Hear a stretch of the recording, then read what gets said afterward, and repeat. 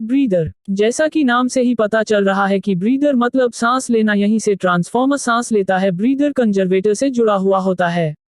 अब जब transformer load पर होता है तो उस वक्त ट्रांसफॉर्मर के अंदर गर्मी पैदा होती है। अब चूंकि ट्रांसफॉर्मर की वाइंडिंग ट्रांसफॉर्मर ऑयल में डूबी रहती है, तो ट्रांसफॉर्मर आयल गर्म होकर फैलता है और ट्रांसफॉर्मर के आयल में जितना फैला होता है वह आयल कंजर्वेटर में आ जाता है। अब चूंकि कंजर्वेटर में जो हवा होती है वह हवा ब्रीदर के माध्यम से बाहर निकल जाती है। चूंकि ब्रीदर में सिलिका जेली भरी होती है, इसका काम होता है कि नमी को सोख लेना। अब जब ट्रांसफॉर्मर के अंदर से हवा बाहर निकलती है, यहाँ तक तो ठीक रहता है, मगर जब ट्रांसफॉर्मर पर लोड कम होता है और वाइंडिंग ठंडी होती है जिससे ट्रांसफॉर्मर भी ठंडा होता है, जब ट्रांसफॉर्मर आयल ठंडा हो जाता है तो उसमें संकुचन होता है, जिससे कंजर्वेटर में जो बड़ा हुआ ट्रांसफॉर्मर आयल होता है वह वापस टैंक में आ जाता है। अब चूंकि कंजर्वेटर खाली हो जाता है तो वहां पर हवा जगह बनाती है और यह हवा ब्रीदर के माध्यम से ही अंदर आती है, परंतु जो हवा होती है वह वातावरण की हवा होती है जिसमें नमी होती है। अगर यह नमी युक्त हवा ट्रांसफॉर्मर में चली जाए तो ट्रांसफॉर्मर आयल खराब हो जाएगा। इसी के लिए ब्रीदर में सिलिका जली रखी जाती है जो वातावरण की नमी को सोखकर एकदम सूखी हवा ट्रांसफॉर्मर के अंदर जाने देती है, जिससे ट्रांसफॉर्मर आयल खराब नहीं होता है। अब यही प्रक्रिया जितनी बार भी होती है उतनी बार ब्रीदर ट्रांसफॉर्मर आयल में नमी जाने से रोकता है। कंजर्वेटर ट्रांसफॉर्मर के टैंक से लगा हुआ एक टैंक होता है। इसी के माध्यम से ट्रांसफॉर्मर ऑयल ट्रांसफॉर्मर में डाला जाता है। जब ट्रांसफॉर्मर आयल डाला जाता है तो सबसे पहले टैंक को भरा जाता है। जब टैंक भर जाता है उसके बाद कंजर्वेटर भरता है। कंजर्वेटर में आयल का लेवल आधा रखा जाता है, मतलब कंजर्वेटर आधा भरा होता है और आधा खाली होता है। इसका कारण ये होता है कि जब ट्रांसफॉर्मर आयल में विस्तार होता है तो जो आधा टैंक खाली होता है उसी में बढ़ा हुआ तेल इकट्ठा होता है। इस तेल की क्या कंडीशन है, मतलब टैंक में कितना तेल है, उसके लिए एक कंजर्वेटर में आयल गेज लगा होता है।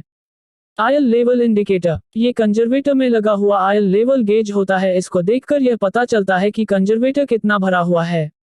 अनलोड टैप चेंजर, ट्रांसफॉर्मर का एक अलग से भाग होता है। आपके घर में जो स्टेबलाइजर लगा हुआ होता है उसका काम होता है कि जब वोल्टेज डाउन हो जाता है तो उस कंडीशन पर स्टेबलाइजर वोल्टेज को बढ़ाकर घर को सप्लाई करता है। ठीक इसी तरह का काम अनलोड टैप चेंजर भी करता है। जब ट्रांसफॉर्मर की इनपुट सप्लाई का वोल्टेज कम होता है तो आउटपुट का वोल्टेज भी कम ही होगा। उस परिस्थिति में ऑनलोड टैप चेंजर वोल्टेज को हम जितना चाहते हैं उतने पर मेंटेन करता है। चूंकि ट्रांसफॉर्मर से लोड कनेक्ट होता है जिससे हाई करंट का बहाव होता है। अब इस परिस्थिति में सबसे ज्यादा current secondary side low voltage में होता है, तो हाई करंट जहां पर होगा वहां पर हम टैप नहीं चेंज कर सकते। अगर आप टैप का मतलब नहीं समझ रहे हैं तो मैं आपको बता दूं कि ट्रांसफॉर्मर की पूरी वाइंडिंग के बीच दो में कई सारे टैपिंग करके निकाल लिए जाते हैं, जिससे ट्रांसफॉर्मर की वाइंडिंग का रेजिस्टेंस कम ज्यादा होता है, जिससे आउटपुट वोल्ट्स कम ज्यादा होता है। मतलब सेकेंडरी साइड टैप चेंजर नहीं होता क्योंकि वह पर हाई करंट होता है। टैप चेंजर को प्राइमरी साइड ही लगाया जाता है क्योंकि इसी साइड हाई वोल्टेज होता है और करंट कम होता है। इसी कारण से प्राइमरी साइड टैप चेंज करना आसान होता है।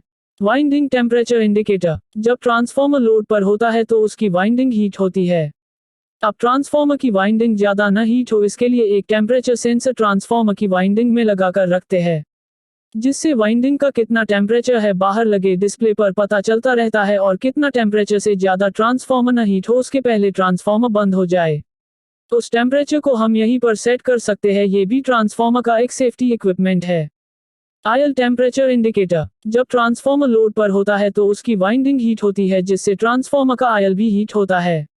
अब ट्रांसफॉर्मर का आयल ज्यादा न हीट हो इसके लिए एक टेम्परेचर सेंसर ट्रांसफॉर्मर के आयल में डुबो कर रखते हैं, जिससे ट्रांसफॉर्मर के आयल का कितना टेम्परेचर है बाहर लगे डिस्प्ले पर पता चलता रहता है और कितना टेम्परेचर से ज्यादा ट्रांसफॉर्मर आयल न हीट हो उसके पहले ट्रांसफॉर्मर बंद हो जाए उस टेम्परेचर को हम यहीं पर सेट कर सकते हैं। ये भी ट्रांसफॉर्मर का एक सेफ्टी इक्विपमेंट है।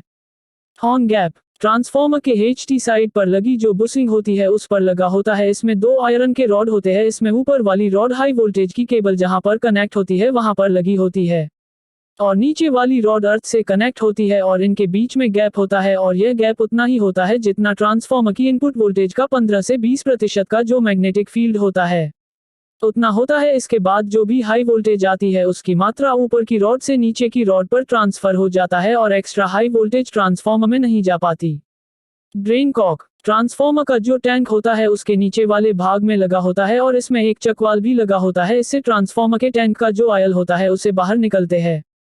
ट्रांसफॉर्मर में होने वाली हानियां, ट्रांसफॉर्मर में कई प्रकार की हानियां होती हैं, जैसे iron loss, hysteresis loss, eddy current loss, copper loss, stray loss, dielectric loss. Iron loss का मतलब होता है लोहे में होने वाला लॉस ट्रांसफॉर्मर में जो चुंबकीय फ्लक्स उत्पन्न होता है। जब वह फ्लक्स लोहे के कोर में से होकर गुजरता है तब लोहा में जो मौजूद रिलायंस होता है उसके कारण फ्लक्स का कुछ भाग खराब हो जाता है। लोहे में जो चुंबकीय फ्लक्स खराब हो जाता है वही आयरन लॉस होता है। यह आयरन लॉस दो प्रकार का होता है, जिसमें से पहला होता है एडी करंट लॉस और दूसरा होता है hysteresis loss.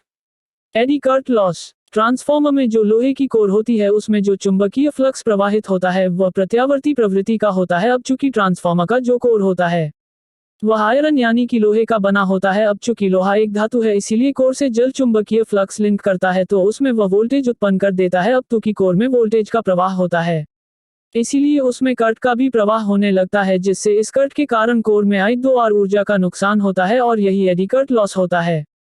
Hysteresis loss transformer की जो कोर होती है उसमें जो चुंबकीय फ्लक्स प्रवाहित होता है वह प्रत्यावर्ती प्रकार का होता है, जिससे कोर में एक प्रत्यावर्ती लूप बन जाता है, जिससे चुंबकीय पदार्थ में जो मौजूद परमाणु होते हैं वे चुंबकीय बल का अनुभव करते हैं। अब ये जो बल होता है उसके कारण वह अपने स्थान से खिसकने लगता है। ये प्रक्रिया हमेशा होती रहती है और इस कारण से चुंबकीय पदार्थ गर्म हो जाता है और इस प्रकार की जो विद्युत ऊर्जा की जो हानि होती है उसे हिस्टेरिसिस लॉस कहते हैं। कॉपर लॉस ट्रांसफॉर्मर की जो प्राइमरी वाइंडिंग होती है और जो सेकेंडरी वाइंडिंग होती है इनका अपना एक आंतरिक प्रतिरोध होता है। इस कारण से विद्युत ऊर्जा का इसमें लॉस होता है और इसी लॉस को हम कॉपर लॉस कहते हैं। ये प्राइमरी तथा सेकेंडरी वाइंडिंग में प्रवाहित होने वाली जो विद्युत धारा होती है उस पर निर्भर करता है। स्ट्रे लॉस ट्रांसफॉर्मर के कोर से बहने वाला जो चुंबकीय फ्लक्स होता है उसका कुछ अंश ट्रांसफॉर्मर से बाहर हवा में फैल जाता है, जो एक प्रकार से फ्लक्स का लॉस होता है। हवा में होने वाली इस चुंबकीय फ्लक्स की जो हानि होती है उसे स्टे लॉस कहा जाता है। ट्रांसफॉर्मर में होने वाला ये लॉस अन्य लॉस के तुलना में बहुत कम होता है, इसलिए इस लॉस को हम नजरअंदाज कर देते हैं। ट्रांसफॉर्मर के क्या 2 टेस्ट होते हैं। Open circuit test. ये टेस्ट आयरन हानियों को ज्ञात करने के लिए किया जाता है। इसमें ट्रांसफॉर्मर के एक ओर की वाइंडिंग को खुला रखा जाता है, दूसरी ओर को नॉर्मल सप्लाई से जोड़ा जाता है। आमतौर पर हाई वोल्टेज की ओर ओपन रखा जाता है। सप्लाई की ओर वोल्ट मीटर, वॉट मीटर तथा एम्पियर मीटर जोड़ दिए जाते हैं। नॉर्मल सप्लाई के कारण नॉर्मल मात्रा का फ्लेक्स पैदा होता है तथा आयरन हानियां भी नॉर्मल मात्रा की होती हैं। नो लोड करंट I0 बहुत कम मात्रा का होता है, इसलिए कॉपर लॉस नहीं होता और इसीलिए इस स्थिति में वॉट मीटर केवल आयरन लॉसेस को पढ़ता है। इस समय वॉट मीटर की रीडिंग कोर या आयरन लॉस प्रकट करती है। Short circuit test. ये टेस्ट कॉपर हानियां ज्ञात करने के लिए किया जाता है। इस टेस्ट के समय कम वोल्टेज की ओर बाइंडिंग को आवश्यक कैपेसिटी के एम्पियर मीटर से शॉर्ट कर दिया जाता है। हाई वोल्टेज वाली ओर एम्पियर मीटर, वॉट मीटर तथा वोल्ट मीटर जोड़ दिए जाते हैं। फिर ऑटो ट्रांसफॉर्मर की सहायता से हाई वोल्टेज की और कम वोल्टेज सप्लाई दी जाती है। अब वोल्टेज की मात्रा इस प्रकार बढ़ाई जाती है जिससे हाई वोल्टेज वाली ओर पूरी लोड करंट प्राप्त हो जाती है। कम वोल्टेज देने के कारण कोर में फ्लक्स की मात्रा कम रहती है तथा कोर लॉसेस नामात्र ही होते हैं। इस स्थिति में वॉट मीटर की रीडिंग कॉपर लॉसेस के बराबर होती है।